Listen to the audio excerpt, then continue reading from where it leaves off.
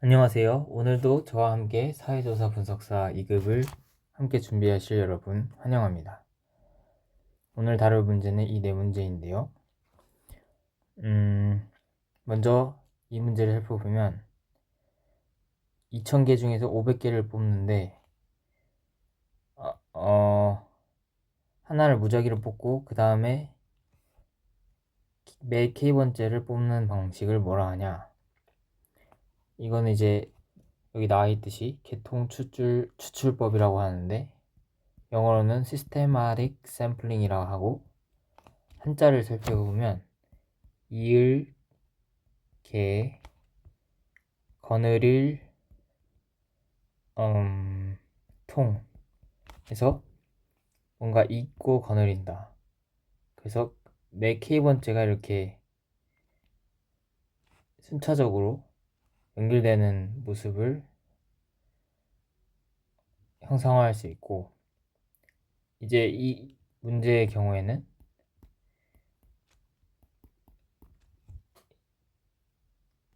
이 K가 4가 되는 것을 확인할 수 있기 때문에 만약에 첫 번째 무작위로 3을 뽑았다. 그러면 3 플러스 4L, L은 정수 형태로 이거 번째 요소를 추출하면 되겠습니다. 다음 문제로 가겠습니다. 네, 5번 문제는 사전조사 프리테스트를 실시하는 목적과 방법에 대해서 묻는 문제였는데요. 목적을 해설은 이렇게 기억, 니은으로 나눴고요. 먼저 우리가 이제 사전조사를 한 이유는 이 설문지를 만들 때 그 질문 어구의 구성을 하는 데 있어서 모른다 라고 응답하는 판단 유보, 응답이 많은지, 그리고 한쪽으로 치우친 응답이 맞는지는 아닌지,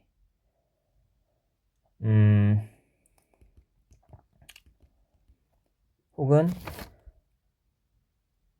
이제 무응답, 기타가 많지 않은지, 그리고 어떤 중요한 항목을 누락했는지,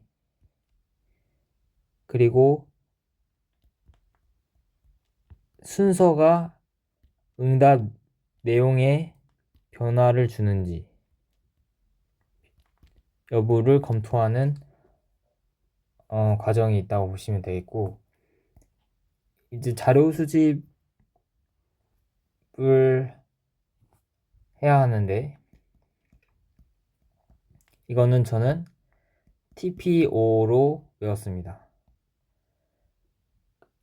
그러니까 조사에 걸리는 시간이고요. T는 조사 걸리는 시간, P는 면접 장소, O가 오케이션이 아니라 이제 코어퍼레이션으로 기억하셔야 되는데, 이게 협조사항, 조사의 협조사항, 그리고 애로사항 및 개선 방법, 타겟법들이 이제 파악할 사전조사의 목적이 또 다른 목적이 되겠고요. 이제 실시 방법은 본조사의 축소판으로서 같은 절차와 방식으로 진행합니다. 그리고 그 소규모 표본을 뽑을 때 이 팝이라고 하는 게 population이라고 해서 모집단을 의미하는 건데, 모집단의 분포와 유사한 소규모 표본을 가지고 사전조사를 해야지 문항의 타당성을 잘 검토할 수 있을 겁니다. 네, 이렇게 해서 다음 문제로 넘어가겠습니다. 네, 이거는 이제 표로 이해하시는 게 편한데요. 먼저 층화 추출을 살펴보면, 층은 영어로 strata. 네, 발음 기호를 찾아보니 에 발음이 나네요. strata. strata. 이제 단수형의 경우 A가 되고, 이게 데이터와 데이텀과 동일한데요. 데이터는 하나하나의 제가 반대로 말했네요. 데이텀이 단수고 데이터가 복수죠. 예. 그래서 이게 stratum이 층이고 이 층들이 여러 개 있기 때문에 strata가 되는데 층으로 만드는 stratified sampling 하면 층화 추출이 됩니다. 네, 그래서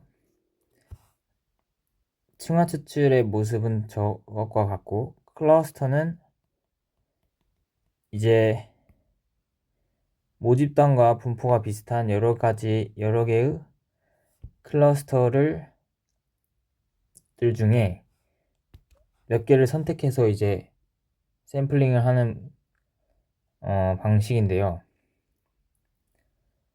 예를 들면 네, 학교의 상황을 가정했을 때 학교에서 학년별로 나눠서 각 학년에서 뽑기는 이제 층이 되겠죠. 3학년, 2학년, 1학년에서 각각 10명씩 뽑아서 30명의 샘플을 만든다. 그러면 이제 층화 추출이고 한 반에 30명씩 있는데 랜덤으로 학급 총 30개의 학급 중에 5개의 학급을 뽑아서 그 학급을 전체를 조사한다 하면 이제 클러스터 샘플링이 되는 건데요. 차이점은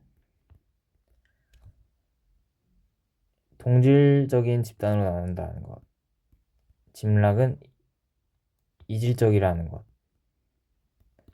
homogeneous, heterogeneous. 그리고 추출에 있어서는 모든 층에 대해서 일부를 뽑지만 짐락은 for some 짐락 일부 중에서 전체를 조사한다는 것. 그리고 목적은 층화는 precision 정확도를 중요하게 생각하지만 짐락은 efficiency 효율성을 따진다는 것. 그리고 층 짐락 내에는 비슷하겠죠. 하지만 얘는 다양해서 모집단과 같은 분포를 가지고 있어야 되고 반대로 층 간에는 다르지만 짐락은 층 간에 비슷해야지 어떠한 짐락을 선택하든 무작위성을 보장받을 수 있겠죠. 이게 랜덤니스를 보장해준다. 니스 보장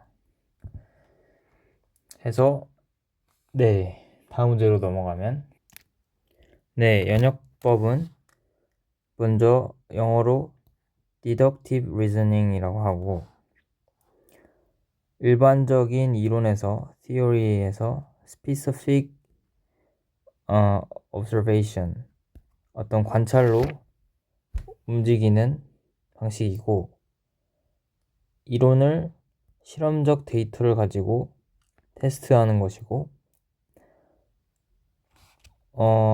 위에서 아래로 내려가는 탑다운 방식이라고 할 수 있습니다. 그래서 theory에서 시작해서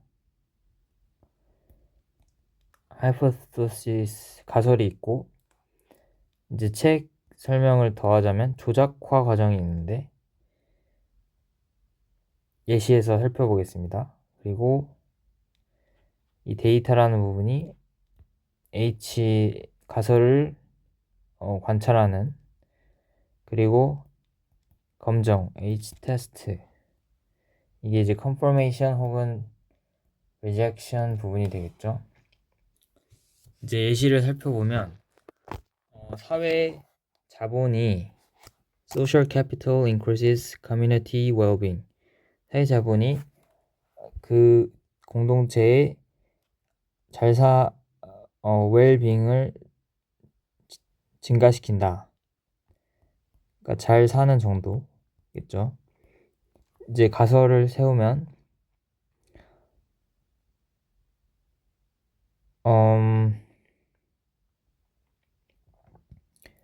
커뮤니티 중에 시민 참여가 높은, 그러니까 이 소셜 캐피털을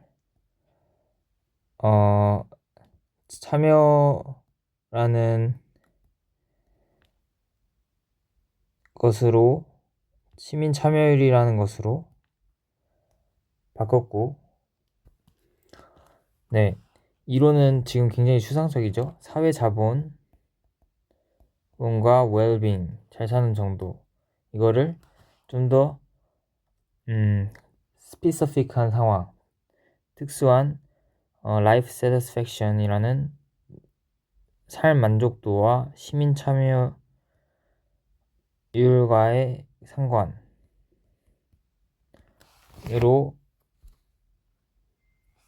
가설을 통해서 더 구체화시켰고, 그 다음에 데이터를 모아서 이제 이것을 살펴보는 거죠. 근데 이제 조작화 단계가 뭐냐면 이 시민 참여율이라는 거를 뭘로 평가할 것인가? 시민 참여율을 이제 이러한 지표로 평가하겠다 라고 한다면 이제 이론적인 개념을 측정 가능한 변수로 바꾸고 있죠. 이것을 이제 통계에서는 조작화라고 한다고 합니다. 네, 다음은 Inductive Reasoning인데요. 수학에서의 Mathematical Induction과는 다르게 사회과학에서의 Inductive Reasoning은 결론이 틀릴 수도 있다고 합니다. 그러니까 확률적인 probable한 결론을 내리고, 그 이유는 어떤 특정 관찰로부터 theory를 만들어내는데, 이 theory를 만들어낸 과정은 실험적 데이터에 의존을 하고, 그렇기 때문에 아래 예시에서 살펴보자면 30명의 이민자를 경험을 인터뷰했고, 그들로부터 그들이 정체성 형성에 반복되는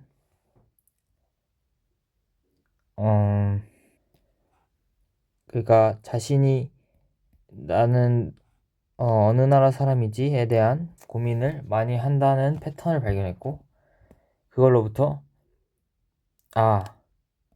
그들은 하이브리드 섞여있는 아이덴티티 포메이션을 가지겠구나 라는 이론으로서의 그 발전이 있겠죠.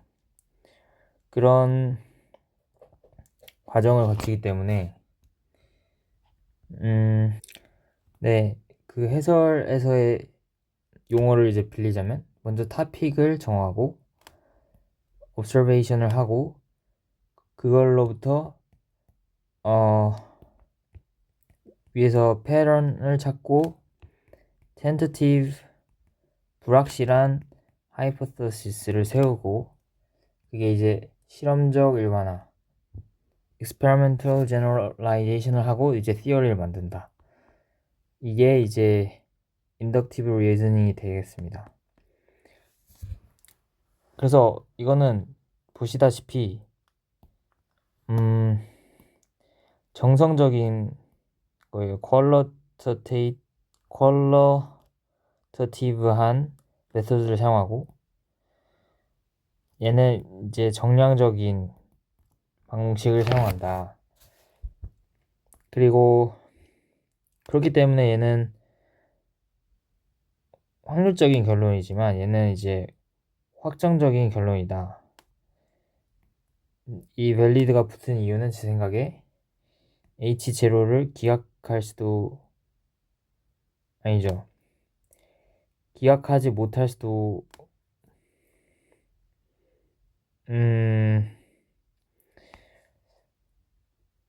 어쨌든 뭐 사실 통계에서는 기각을 해서 H1을 증명하고 싶어 하는데 이 문제에서는 H0를 H 자체를 증명하고 싶은 걸로 났으니 뭐라 해야 될지 모르겠지만 어쨌든 가설 검정을 통해서 증명이 이루어지고 얘는 그냥 근거가 있는 실험적 근거가 있는 이론을 만들어낸다. 이런 차이로 보시면 되겠습니다. 네, 오늘은 여기까지 하겠습니다.